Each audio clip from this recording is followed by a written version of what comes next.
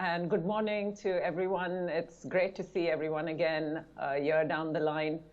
As we all know, unfortunately, this year our campaign is playing out against this massive sort of central and big backdrop of the COVID virus, COVID-19. And what it is it's a zoonotic.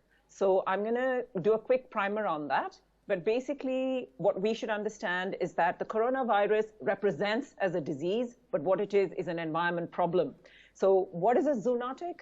A zoonotic is either a virus, a bacteria, a prion, or a fungi that sort of leaps from an animal to a human. So a non-human animal to the human. And that's what a zoonotic is.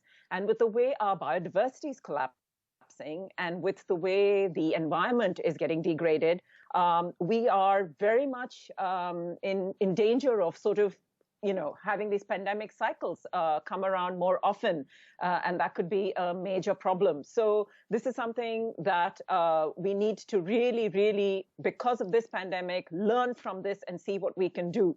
So we have David Quammen joining us. He is the author of a book called Spillover. He's a multi-international award-winning author, an absolute authority on this subject.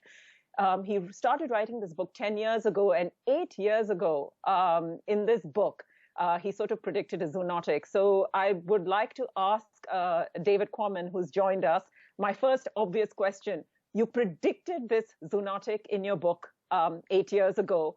Are you surprised that it's hit in such a big way and that it's a pandemic?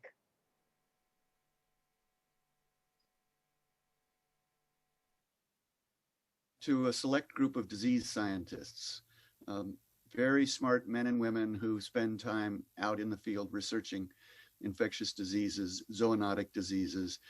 And at the end of that book, I essentially compiled a consensual version of what they were telling me. And what they were telling me was, yes, there is a big pandemic that's bound to happen sometime relatively soon. It'll be caused by a virus, a new virus coming out of a wild animal. What kind of a wild animal?